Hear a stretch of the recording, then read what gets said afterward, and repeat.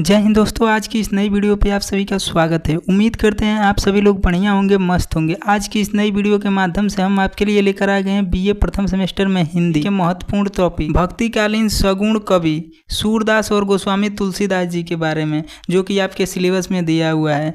इसके पहले हम इस सीरीज को 5-6 वीडियो बना चुका हूं और ये अगली वीडियो है। और इस सीरीज को आप शुरू से अंत तक पढ़ते हैं तो बीए में हिंदी के सिलेबस से हर एक टॉपिक का क्वेश्चन यहाँ से मिलेगा। तो आपसे उम्मीद है कि इस सीरीज को एक एक करके पूरा कंप्लीट देख लीजिएगा। तो चलिए शुरू करते हैं। तो आइए देखते हैं भक्तिकालीन सगुण कवि सूरदास और गोस्वामी तुलसीदास जी के बारे में। भक्ति काल हिंदी साहित्य का एक महत्वपूर्ण युग माना जाता है, जो मुख्यतः 14वीं सदी से 17वीं शताब्दी के बीच का समय को माना जाता है। यानी कि भक्तिकालीन साहित्य 14वीं सदी से और 17वीं सदी के बीच के समय को भक्तिकालीन कहा जाता है। इस काल में भक्ति कवियों ने भगवान की भक्ति को केंद्र में रखकर साहित्य की रचना की। जब इस काल का समय चल रहा था तो भक्ति कवियों ने भगवान को अपने आत्मा और केंद्र में रखकर साहित्य की रचना करते थे। भक्ति काल को 2 शाखाओं में विभाजित किया गया है। आपके पेपर में क्वेश्चन बनेगा भक्ति काल को कितने शाखा में विभाजित किया गया है, तो 2 शाखा में। कौन कौन से? निर्गुण भक्ति और सगुण भक्ति। सगुण भक्ति में भगवान को साकार रूप में स्वीकार किया गया है और सगुण भक्ति की 2 प्रमुख धाराएं हैं, राम भक्ति और कृष्ण भक्ति। जो ये आपका सगुण भक्ति है, इसमें भगवान को साकार रूप स्वीकार किया गया है। इसकी 2 शाखा है। कौन कौन से? राम भक्ति और कृष्ण भक्ति। इस शाखा के 2 महान कवि है, सूरदास और गोस्वामी तुलसीदास, जिनके बारे में आपको आगे पढ़ना है। सूरदास और भ्रमण गीत।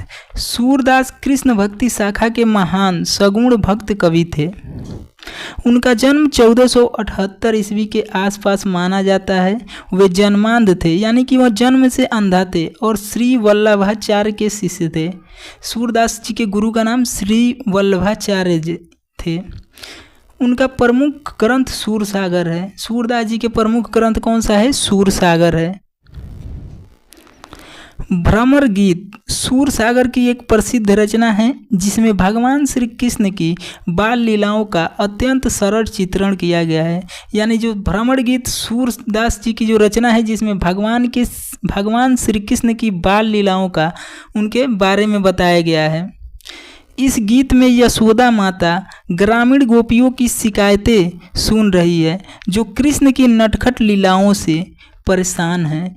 कृष्ण कभी माखन चुराते हैं, कभी गायों को खोल देते हैं, कभी गोपियों की साड़ियों को खींचते हैं। यशोदा उन शिकायतों को सुनते हुए अपने पुत्र को रोकने का आश्वासन देती है। भ्रमण गीत वात्स्याल रस का श्रेष्ठ उदाहरण है।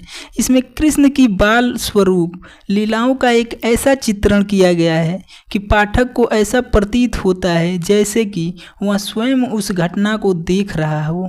सूरदास जी की भाषा ब्रज भाषा है। सूरदास जी की भाषा कौन सी है? ब्रज भाषा है, जो कि अत्यंत भावपूर्ण, सरल और मधुर भाषा है। उनकी शैली गीतात्मक और संवाद प्रधान है। आगे देखते हैं गोस्वामी तुलसीदास और रामचरितमानस के बारे में। गोस्वामी तुलसीदास राम भक्ति शाखा के महान कवि थे, जो कि सूरदास कृष्ण भक्ति शाखा के महान कवि थे। वहीं बात करें तो गोस्वामी तुलसीदास राम भक्ति शाखा के महान कवि माने जाते हैं।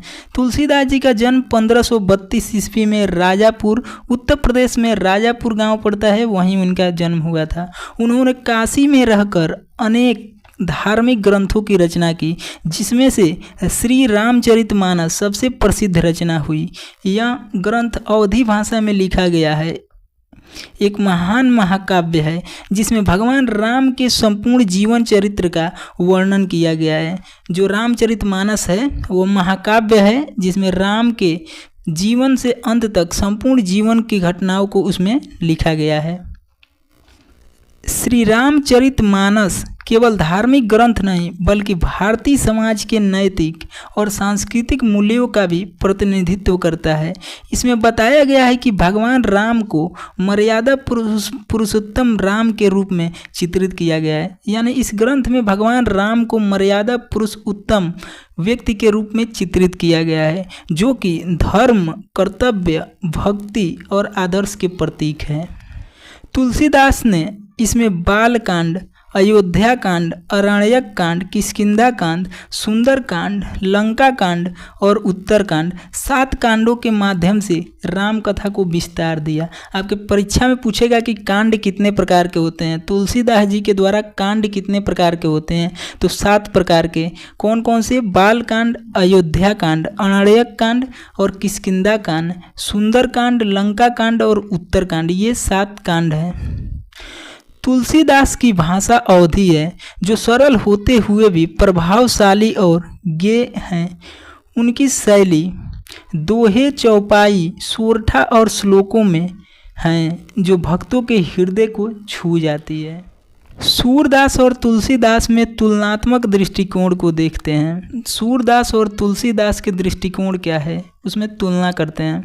पहला है, सूरदास ने श्री कृष्ण को केंद्र में रखकर वात्सल्य और श्रृंगार रस में काव्य का रचना की, जबकि तुलसीदास ने श्री राम को मर्यादा और नीति के प्रतीक के रूप में प्रस्तुत किया।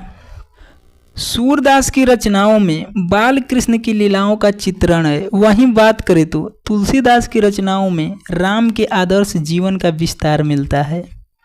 तीसरा पॉइंट है, सूरदास की भाषा ब्रज भाषा है जो कि कोमल, सरल और भावनात्मक है। वहीं बात करें तो तुलसीदास जी ने अवधी भाषा का प्रयोग किया है जो गंभीर और प्रभावशाली है। अगला पॉइंट देखते हैं, सूरदास की शैली संवाद प्रधान और चित्रात्मक है, जबकि तुलसीदास की शैली कथा प्रधान और नीति संगत है। अगला पॉइंट है, दोनों कवियों ने अपनी रचनाओं से भक्ति आंदोलन को जन जन तक पहुंचाया है और भारतीय संस्कृति को समृद्ध किया है। इस प्रकार सूरदास और तुलसीदास दोनों ही भक्ति काल के अमर कवि माने जाते हैं। एक ने बाल कृष्ण की नटखट लीलाओं से भक्तों का मन जीता, तो वहीं दूसरे ने मर्यादा पुरुषोत्तम राम के आदर्शों से समाज को दिशा दी। इनकी रचनाएं आज समाज में उतना ही प्रासंगिक है और प्रेरणादायक है जितना उस समय थी। तो उम्मीद करते हैं दोस्तों ये छोटी सी वीडियो आप सभी को पसंद आया होगा। तो वीडियो पसंद आए तो वीडियो को लाइक कीजिएगा और चैनल पे पहली बार जुड़े हैं तो चैनल को भी सब्सक्राइब कर लीजिएगा। आगे आपको बीए से रिलेटेड इसी प्रकार के आगे आपको हर सेमेस्टर की वीडियो इस चैनल पे आपको मिलेगा।